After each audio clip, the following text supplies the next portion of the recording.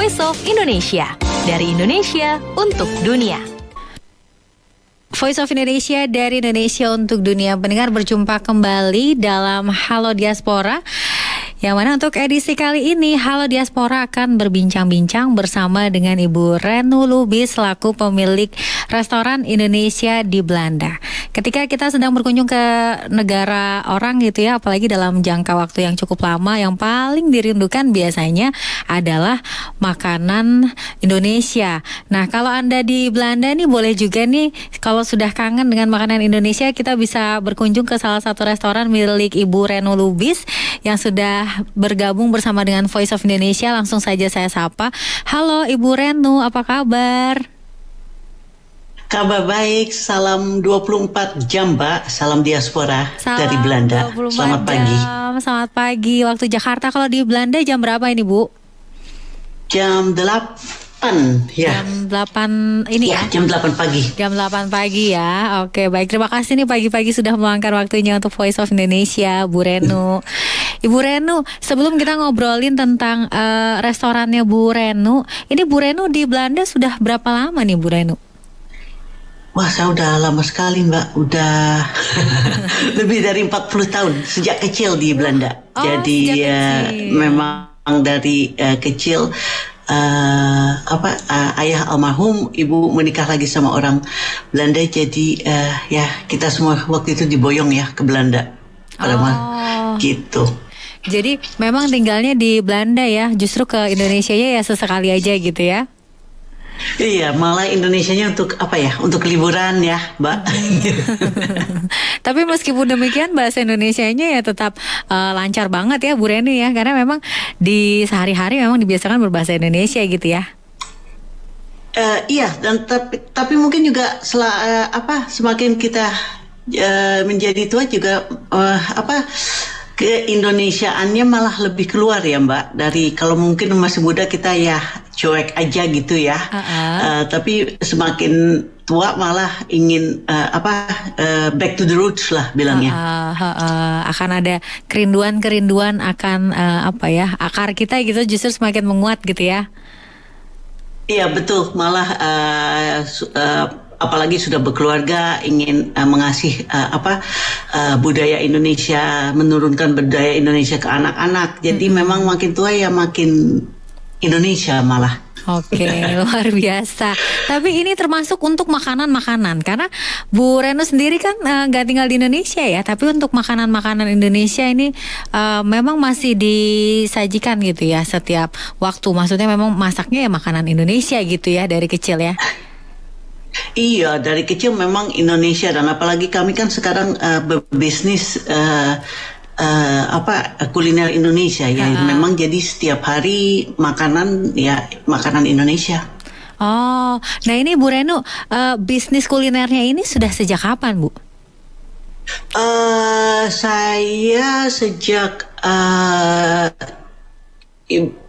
yang restoran belum gitu lama, tapi kami mempunyai juga take away dan delivery, dan itu udah 25 tahun. Wow. Jadi udah cukup lama juga sih. 25 tahun. Dan resepnya ini turun-temurun dari ibu ya, Bu Renu ya? Iya, sebenarnya turun-menurun dari yang pemiliknya yang dulu itu. Jadi memang kalau yang delivery itu and take away resepnya sangat tidak berubah lah. Memang resep toko Ibu Cilik. Tapi kalau yang restoran ini karena kami baru dan menjadi modern Indonesia lah gitu. Jadi itu kreasi chefnya, suami saya. Oh gitu. Karena suami juga memang orang Indonesia ya? Setengah. Jadi setengah Belanda, setengah Indonesia. Oke, keren loh. Tapi tetap masaknya jagonya masak Indonesia ya? Iya, malah masaknya masak Indonesia. Iya betul. Masakan Indonesia. Kalau menunya untuk yang disajikan tuh apa aja Bu? Baik yang untuk take away ataupun yang delivery ataupun yang di restoran? Kalau yang di take away di Belanda kan memang ada banyak sekali ya restoran dan take away Indonesia, dan itu sangat ya saya bilangnya tradisional Belanda lah ya, karena itu ya adanya rice tafel seperti nasi rames, jadi itu ada semua, ada sih rendang, sayur lodeh, sate ayam, nasi goreng, dan itu biasanya hampir standar lah di mana-mana. Akan tetapi kalau yang restoran kami baru ini Nona Manis, kami malah menyajikan makanan yang jarang ditemui di Belanda gitulah. Maksudnya seperti ikan arsik, nasi ulam, seperti gitu. Ikan arsik, ini susah loh Bu nemu. Iya, I know.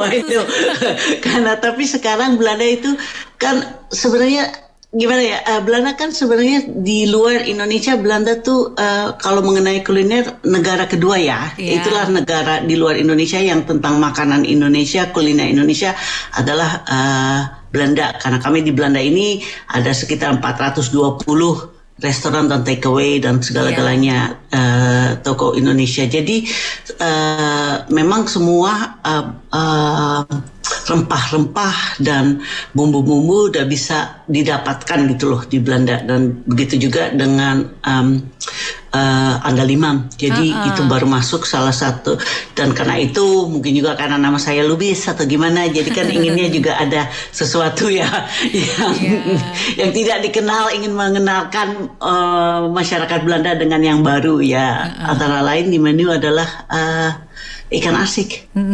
Karena kalau di Jakarta cari andalimannya juga nggak segampang itu, Bu Ren. betul. Luar biasa loh sampai di sana. Tapi kalau untuk ikan arsiknya sendiri kan dengan kekhasan dari bumbu andaliman itu gimana di lidah masyarakat selain Indonesia? Apakah banyak juga yang coba selain orang Indonesianya?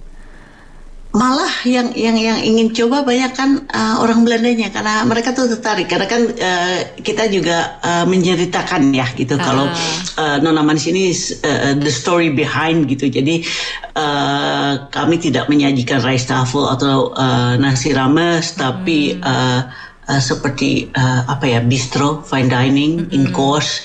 Jadi kalau disajikan di meja, kami juga ceritakan ini arsik datangnya dari mana, ada andalimannya, dan andaliman itu apa, dan mereka biasanya sangat tertarik ya, dan malah ya menyukai lah gitu, karena aneh dan belum mereka pernah coba gitu. Luar biasa. Kemudian ada ikan arsik, ada nasi ulam, ada apa lagi Bu yang agak jarang ditemukan? Ada apa lagi? Kemarin kami juga coba pisang hijau Makassar sebagai dessert. Pisang hijau Makassar itu juga jarang ya. Jadi kan memang dari awal gitu ya, dari awal tuh ada makanan pembukanya, kemudian makanan utama dan makanan penutup. Kalau misalkan di awalnya biasanya dari makanan pembukanya itu apa aja Bu? Boleh diceritain? Contohnya karedok yang kami sajikan, karena gado-gado di sini sudah terkenal, tapi kami ingin juga ngasih menyajikan yang agak berbeda, yaitu karedok. Terus juga laksa bisa sebagai pembukaan, batagor. Banyak sih Bu, dan ada seperti main course-nya, seperti ayam rujak, nasi ulam, gulai kambing,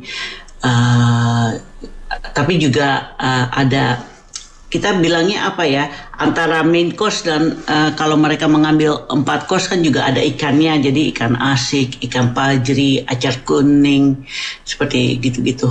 Dan dessertnya ya pisang hijau, STMJ yang agak aneh buat di sini, dan juga es campur dan lain-lain. Es campur ya, tentunya juga dengan beragam ini nggak sih Bu, susah nggak sih misalkan cari dalaman isiannya gitu, toppingnya kayak merah delima gitu-gitu, terus apa sih biasanya es campur tuh ada kolang kaling gitu ya, susah juga nggak Bu? Iya. Enggak, di Belanda maka itu dengan itu kami tuh sangat sangat komplit. Kalau memang kelemahannya ya enggak semua barang mungkin datang dari Indonesia, tapi semua di sini ada yang tidak datang dari Indonesia ya bisa dibeli karena didatangkan oleh Thailand gitu loh. Ekspor Thailand agak kuat di sini gitu. Berarti dari segi rasa tuh ya kurang lebih tuh hampir-hampir mirip-mirip ya sama yang ada di tanah air ya, karena kan biasanya karena keterbatasan jenis bumbu-bumbu gitu, atau kayaknya ya sama-sama tomat tapi kok rasanya suka beda gitu ya. Kalau untuk di Belanda itu cukup mengobati rasa kangen lah ya dengan cita rasa yang sesungguhnya gitu ya Bu ya. Absolut, ya betul sekali. Dan juga malah kami di sini juga ada satu restoran namanya Warung Lapejo, dan itu restoran Padang, dan itu pedas banget. Jengkol pun ada di tempat Uni Lape. Jadi ya memang saya kira untuk kulineran ya di luar Indonesia ya Belanda lah tuh yang tempatnya. Semua ada dan semua bisa dicoba, dari empek-empek Palembang, Batagor, semua ada, dan banyak kalau kita tahu tempatnya gitu semua ada di sini. Oke, ini sekarang saya ngerti nih Bu Renu, karena ada teman-teman saya nih misalkan yang tinggalnya di Jerman, kok masih tetap makan di warung Padangnya itu yang di Belanda gitu. Ternyata memang rasanya juga beda gitu ya ternyata.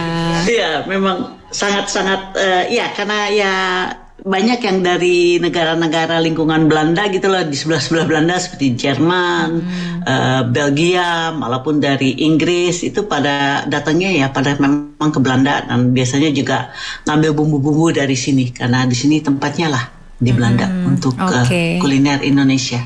Oke. Kalau restorannya sendiri letaknya ada di mana nih Bu Renu?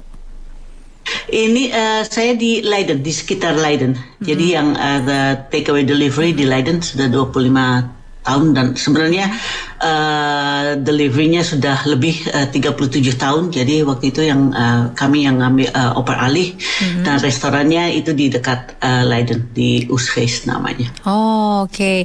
Kalau sudah lebih dari 37 tahun tuh sudah legenda banget ya. Kalau berkunjung ke Belanda tuh pasti taunya itu ya. Iya, dan di depan kincir angin. Jadi kalau mau sekalian motret-motret kincir angin, jadi ada jadi bisa ke Leiden, ke toko Ibu Cilik. Seru banget, ke toko Ibu Cilik ya untuk itu ya. Tadi kalau Ibu Cilik itu kan lebih ke makanan-makanan yang kayak bukan warteg ya, yang diramas gitu ya Bu ya. Iya betul. Seperti warteg yang ya prasmanan lah gitu. Terus semua diambil, terus sajikannya dalam satu bak gitu loh, atau beda-beda untuk rice tafel seperti yang di Belanda disajikan. Oke, baik. Dan ini semuanya Ibu Renu sendiri sebagai pengelola nih ya, yang memiliki juga ini selama puluhan tahun mengelola restoran dan juga kuliner Indonesia ini, sempat mengalami tantangan atau mungkin ada hal-hal kesulitan gitu Bu?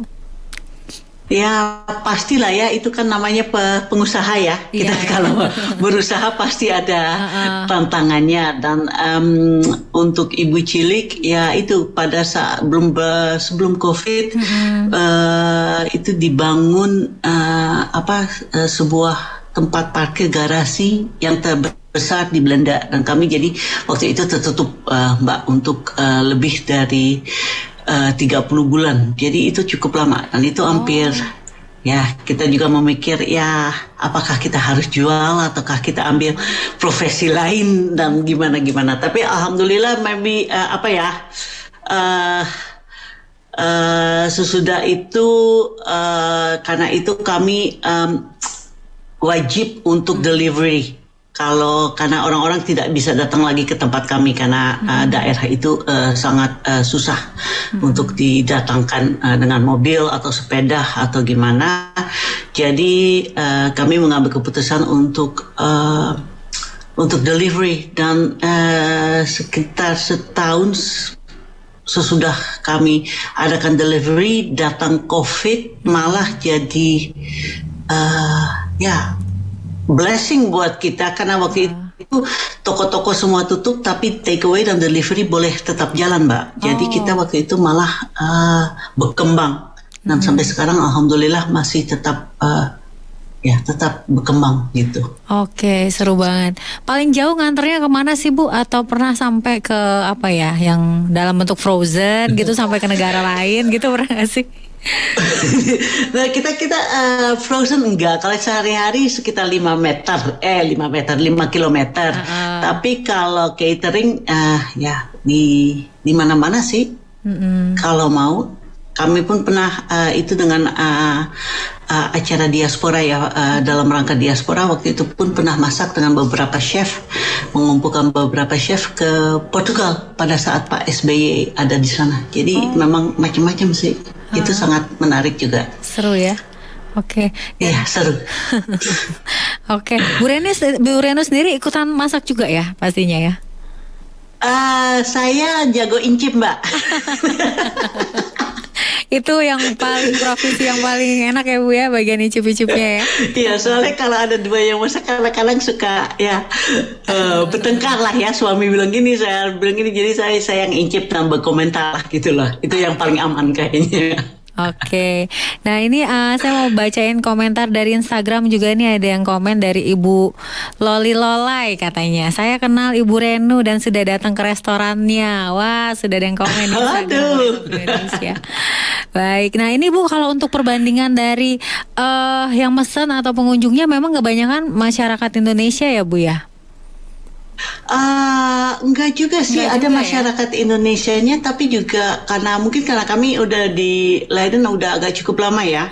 Jadi ya banyak malah orang Belandanya karena saya kira juga mungkin karena masakan Indonesia tuh untuk Belanda udah saya kira malah yang kedua. Kalau hampir semua orang kenal masakan Indonesia dan pernah coba masakan Indonesia, suka makan masakan Indonesia karena mungkin juga karena sejarah atau gimana gitu ya. Jadi memang kalau sehari-hari sih banyak juga masyarakat Indonesia, tapi juga mayoritas ya Belanda malah. Oh gitu, jadi nggak ada yang merasa apa misalkan terlalu pedas atau apa gitu ya, karena memang sudah sangat populer ya makanan Indonesia. Ya betul, ya betul.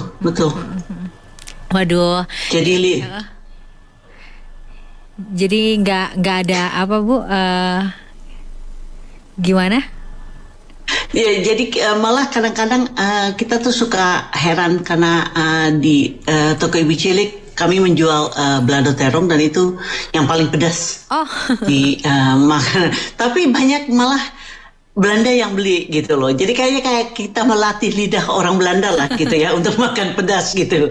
Jadi mungkin minggu pertama kalau mereka beli makanan di toko Ibu Cilik yang masih ayam s'more dan tumis buncis, tapi mungkin kalau sudah setahun coba-coba makanan Indonesia, akhirnya ya bisa balado terong atau bisa mungkin kalau sudah agak lamaan sedikit malah bisa ke warung Padangnya Unilape di Den Haag gitu, karena memang jadi kita juga sedikit melatih lidah masyarakat Belanda ya gitu. Oke, seru. Tapi Bu, kalau untuk persaingan antara bisnis-bisnis restoran Indonesia yang ada di Belanda, nah itu di sana tuh seperti apa Bu? Apakah justru saling support, termasuk juga dukungan dari pemerintah Indonesia yang memang punya program Indonesia Spice Up the World gitu? Ya, nah ini sekarang baru mulai. Kami juga di Belanda ada namanya Aspina, Asosiasi Pengusaha Indonesia di Belanda. Itu semua pengusaha Indonesia sebanyak mungkin kami kumpulkan dan mencoba menyatukan. Jadi untuk agar gampang lah melobi di baik di Indonesia atau di Belanda atau di Eropa gitu. Dan juga keinginan Aspina nanti itu juga untuk umpamanya kalau kita beli peteh di tempat satu orang, kalau dengan satu restoran kan ya kita dapat harga yang biasa Tapi kalau bisa terkumpul 40 restoran, kan mungkin harganya jadi bisa menurun sedikit gitu loh, Mbak. Jadi itu memang sekarang mulai di Belanda itu mulai daripada bersaing, mungkin lebih baik kita kerjasama gitu loh, lebih dan bisa mendukung juga banyak program-program yang dari Jakarta seperti Spice of the World, ada sekarang juga di Belanda ada BNI Amsterdam, dan itu juga BNI Amsterdam banyak melakukan untuk pengusaha diaspora Indonesia di Belanda ini. Oke, Membantu. baik nih, Bu Reno kan bisa dibilang kalau udah ahlinya ya menjual makanan Indonesia di luar negeri nih. Bagi calon diaspora atau mungkin ada diaspora Indonesia yang ingin memulai bisnis kuliner, ini ada tips-tips and triknya nggak sih, Bu? Sebenarnya ya, kalau memang mau membuka, kalau menurut saya ya sekarang ini bukalah dengan dari latar belakang kita atau dari hati kita, karena banyak kan orang kalau umpamanya bilang oke, saya mau membuka restoran Indonesia karena warung Indonesia seperti Ibu Cilik atau warung apapun karena itu laku, jadi kami juga akan menjual nasi rames, rice tafel. Tapi kalau saya bilang malah sekarang itu momentumnya kita lihat dari latar belakang kita sendiri, kita lihat dari passion kita sendiri. Kalau umpamanya jago masak Sunda, ya bukalah warung Sunda gitu atau restoran Sunda, karena itu belum ada, dan sekarang malah fokusnya ke situ dengan juga yang modern yang seperti ada di Indonesia, karena yang sama itu semua udah kita dapat, udah ada lah, bisa ditemui di sini. Jadi mungkin saya kira ya cobalah dari latar belakang kita sendiri dan dari passion kita sendiri itu saya kira lebih bagus ya. gitu, dan orang juga pasti akan incip gitu ya, akan dirasakan jika kita masak dari hati atau kita secara komersial. Itu aja sih sebenarnya. Ya kan? Ya betul sih. Karena walaupun kita saking pengennya makanan Indonesia gitu ya, udah di luar negeri, bukan berarti sembarangan makanan Indonesia gitu ya, asal bakwan yang isinya banyakan tepungnya gitu, nggak gitu juga ya, Bu Renu ya. Iya betul. Iya kan kita apalagi orang Indonesia kan beda ya sama orang Belanda. Kalau orang Belanda kan kalau mau itu kita bisa lihat dari restoran Nona Manis, mereka tuh pengen evening out. Jadi kan dining experience-nya, jadi semua ada wine-nya, duduknya lama, bisa 1,5 jam. Kalau kita kan pengen cari makanan yang enak gitu kan. Walaupun 2 jam kita jabanin, terus tapi ya udah habis selesai ya kita pulang lagi gitu ya kan. Jadi itu memang agak beda, dan kalau saya kira kalau itu bisa di-combine dua-duanya, dan I think you have a hit kalau saya, dan itu di mana aja. Kalau kita mau dirikan restoran Indonesia, itu saya kira yang paling penting dari hati ya, Bu ya. Yes, dari hati dan dari passion sebenarnya ya. Oke, baik. Nah, kalau untuk misalkan ornamen-ornamen atau hiasan-hiasan keindonesiaan itu juga penting, Bu? Ya, tentu. Karena kan kita kan juga mau mengenalkan ya. Ambience-nya ya, maksudnya ya, ambience-nya juga harus Indonesia. Tapi kalau di Belanda, dan saya juga harus terus terang, kalau Ibu Cilik mungkin karena sudah lama dan baru renovasi, keindonesiaannya kami sangat modern lah gitu. Jadi memang agak kurang. Tapi kalau saya kira itu memang tujuannya ya juga penting. Oke, karena emang ada yang pengen makan ya udah makan enak aja gitu ya, mau restorannya kayak gimana gitu ya. Itu kebanyakan orang Indonesia ya. Karena kita kan apalagi kalau di Jakarta, yuk ke soto mie laut apa gimana, kita sudah tahu itu pasti macet kan ya Mbak di Jakarta, tapi toh kita jabani gitu loh, asal enak kita pasti itu jabani, dan itu saya kira itu khas orang Indonesia itu. Oke, baik Ibu Renu Lubis, ini seru banget sebenarnya kita ngobrol-ngobrol, tapi karena keterbatasan waktu akhirnya saya harus mengakhiri perbincangan ini, tapi mungkin kita nanti boleh ngobrol-ngobrol lagi di lain kesempatan ya Ibu Renu ya. Yes, silakan. Terima Baik. kasih juga Mbak. Terima kasih Bu, semoga sukses terus untuk Nona Manis dan juga Ibu Cilik, karena dari namanya juga udah lucu banget ya, catchy banget.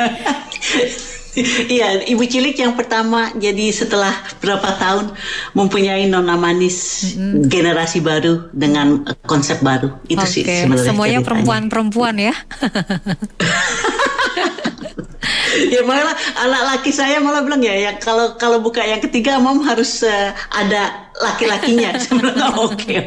Oke, nanti kita tunggu mungkin beberapa tahun ke depan ada yang laki-lakinya ya Bu Renu ya. Ada si Akang gitu Si ya Akang kali. ya, atau si Mas. Oke, makasih Mbak. Baik, terima kasih Bu Renu. Selamat kembali beraktivitas. Salam sehat. Voice of Indonesia, dari Indonesia untuk dunia.